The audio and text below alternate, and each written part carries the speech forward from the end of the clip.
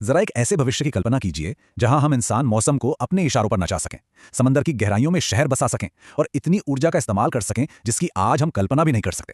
क्या हो अगर हम मौसम को कंट्रोल कर सकें या पानी के नीचे शहर बना दें और तो और अपने पूरे प्लैनेट की सारी एनर्जी को इस्तेमाल कर पाएं। लेकिन इतनी सारी कल्पनाओं के बावजूद एक कड़वी सच्चाई है, ब्रह्मांड के स्केल पर हम इंसान आज भी एक टाइप 0 सिविलाइजेशन है। जी हाँ, हमारी सारी तरक्की के बावजूद हम इस कॉस्मिक यानी कि ब्रह्मांडीय सीढ़ी के सबसे निचले पायदान पर खड़े हैं। तो सवाल यह है कि आखिर ये सीढ़ी है क्या? तो आप एक पूरी की पूरी सभ्यता को स्कोर कैसे देंगे, है ना? अजीब सवाल। खैर, ये सब शुरू हुआ एक सोवियत एस्ट्रोनॉमर के एक बहुत ही सीधे से सवाल से, और यहीं आता है कार्दाशेव स्केल। ये बेसिकली एक तरीका है किसी भी सिविलाइजेशन के टेक्नोलॉजिकल एडवांसमेंट को नापने का। और इसका आधार क्या है? आधार है कि वो सिविलाइजेशन कितनी एनर्जी इस्तेमाल कर सकती है। इसे 1964 में सोवियत एस्ट्रोनॉमर निकोलाई कार्दाशेव ने दुनिया के सामने रखा था। लेकिन एक मिनट रुकिए, कोल्ड वॉर के उस तनाव भरे माहौल में एक सोवियत साइंटिस्ट को एलियन सभ्यताओं की रेटिंग करने की क्या सूझी? मतलब इसके पीछे की कहानी क्या है? देखिए, इसकी कहानी जितनी सीधी लगती है उतनी है नहीं। ये कहानी हमें दूसरे विश्व युद्ध से लेकर एलियंस की खोज तक ले जाती है।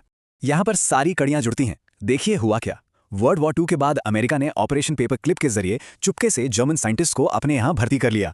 जवाब में सोवियत यूनियन ने भी अपने कब्जे वाले इलाके से जर्मन साइंटिस्ट को उठा लिया। अब इन्हीं जर्मन एक्सपर्ट्स की मदद से सोवियत यूनियन ने अपना न्यूक्लियर बम बना लिया और यहीं से शुरू हुआ डर और शक का माहौल, यानी कोल्ड वॉर। फिर आया 1957 जब सोवियत ने स्पुतनिक 1 लॉन्च करके अमेरिका को चौंका दिया और स्पेस रेस शुरू हो गई। इसी दौरान 50 के दशक में अमेरिका में यूएफओ दिखने का क्रेज बढ़ गया। डर था कि ये कोई सोवियत टेक्नोलॉजी तो नहीं। इसी वजह से प्रोजेक्ट ब्लू बुक भी शुरू हुआ। अब सोवियत को डर लगा कि कहीं अमेरिका को पहले कोई एडवांस्ड एलियन टेक्नोलॉजी ना मिल जाए, और इसी डर के चलते उन्होंने शुरू किया सेटी, यानी search for extra terrestrial intelligence. और इसी सेटी प्रोग्राम में काम करते थे निकोलाई कार्दाशेव। तो चलिए अब इस ब्रह्मांडीय सीढ़ी पर एक एक कदम ऊपर चढ़ते हैं और देखते हैं कि ये हमें कहां तक ले जाती है, प्लैनेटरी पावर से लेकर गैलेक्टिक मास्टर्स तक। तो हम कहां हैं सीढ़ी पर? मशहूर फिजिसिस्ट मिशियो काकू के हिसाब से कार्दाशेव स्केल पर हमारी रेटिंग है सिर्फ 0.7। हम अभी भी एक टाइप 0 सिविलाइजेशन है। मतलब हम आज भी फॉसिल फ्यूल्स यानी जीवाश्म ईंधन पर ही टिके हुए हैं। हम तो अभी तक अपने खुद के प्लैनेट की पूरी एनर्जी इस्तेमाल करना भी नहीं सीखता है। तो टाइप 1 क्या होता है? ये होती है एक प्लैनेटरी सिविलाइजेशन, मतलब एक ऐसी सभ्यता जो अपने होम प्लैनेट पर मौजूद सारी की सारी एनर्जी को एक्सेस और स्टोर कर सकती है। इसमें सिर्फ सोलर और विंड एनर्जी ही नहीं, बल्कि ज्वालामुखियों से लेकर समंदर की लहरों और यहां तक कि मौसम को कंट्रोल करने की ताकत भी शामिल है। इसके बाद आता है टाइप 2, द स्टेलर सिविलाइजेशन। ये वो सभ्यता है जो अपने तारे मतलब अपने सूरज की पूरी एनर्जी का इस्तेमाल कर सकती है। और ये कैसे होगा? इसके लिए शायद एक बहुत बड़े मेगा स्ट्रक्चर की जरूरत पड़ेगी जिसे डायसन स्फीयर कहते हैं। और फिर आता है टाइप 3, द गैलेक्टिक सिविलाइजेशन। जरा सोचिए, ये वो सभ्यता होगी जो अपनी पूरी गैलेक्सी के स्केल पर एनर्जी को कंट्रोल कर सकती है, मतलब अरबों खरबों तारों की शक्ति का इस्तेमाल करना। तो ये रहा पूरा स्केल एक नजर में। टाइप 0 से शुरू होकर जो फॉसिल फ्यूल्स पर निर्भर है, फिर टाइप 1 जो पूरे प्लैनेट को कंट्रोल करता है, टाइप 2 पूरे स्टार को, टाइप 3 पूरी गैलेक्सी को, और हाँ, कुछ लोगों ने इसे आगे बढ़ाकर टाइप 4 यानी यूनिवर्सल और टाइप 5 यानी मल्टीवर्सल तक भी सोचा है। मतलब पावर का जो एक्सपेंशन है वो सच में दिमाग घुमा देने वाला है। एक प्लैनेट से पूरे मल्टीवर्स तक ये छलांग कितनी बड़ी है, सोचकर देखिए। तो ठीक है, ये सब सुनने में तो बहुत अच्छा लगता है, लेकिन सवाल ये है कि हम टाइप 1 तक पहुंचेंगे कैसे? आखिर एक प्लैनेटरी सिविलाइजेशन बनाने के लिए किस तरह की इंजीनियरिंग की जरूरत पड़ेगी?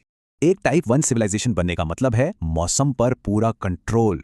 सोचिए, सहारा के रेगिस्तान में बर्फबारी करवा देना, या पानी के नीचे पूरे के पूरे शहर बसाना, सीधे ज्वालामुखी से एनर्जी निकालना, या फिर टेक्टोनिक प्लेट्स को कंट्रोल करके भूकंप को हमेशा के लिए रोक देना। ये सब मुमकिन होगा एक सिंगल प्लैनेटरी एनर्जी ग्रिड से, जिसे 1 सन 1 वर्ल्ड 1 ग्रिड भी कह सकते हैं। और हाँ, चांद और मंगल पर कॉलोनियां बसाना तो होगा ही। चलिए एक उदाहरण से समझते हैं। मान लीजिए हमें रेगिस्तान में बर्फ गिरानी है, तो कैसे होगा? स्टेप 1, हवा को ठंडा करना। इसके लिए बड़े बड़े स्पेस रिफ्लेक्टर्स और एरोसॉल शील्डिंग का इस्तेमाल करके एक खास इलाके का तापमान गिराया जाएगा। स्टेप 2, नमी बनाना। फिर पावरफुल लेजर्स का इस्तेमाल करके एटमॉस्फेरिक रिवर्स यानी हवा में मौजूद पानी की नदियों का रुख उस ठंडे इलाके की तरफ मोड़ा जाएगा। और स्टेप 3, बर्फबारी करवाना। जब ठंडी हवा और नमी एक जगह जमा हो जाएंगे, तब एडवांस्ड क्लाउड सीडिंग टेक्निक से बर्फबारिश शुरू कर दी जाएगी। कमाल है ना?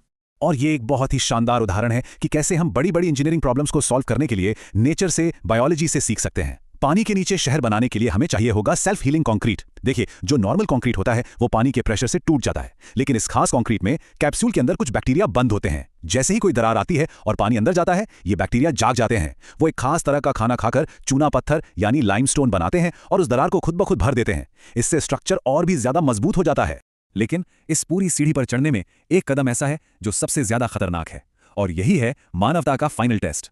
अच्छा, टाइप 2 बनने के लिए पूरे तारे की एनर्जी कैसे हार्नेस की जाएगी? जवाब है डायसन स्फीयर। इसे एक तरह का पावर प्लांट समझिए जो एक पूरी सिविलाइजेशन के लिए है। ये लाखों करोड़ों सोलर सैटेलाइट्स का एक झुंड होगा जो एक पूरे तारे को घेर लेगा और उसकी 100% एनर्जी को कैप्चर करेगा।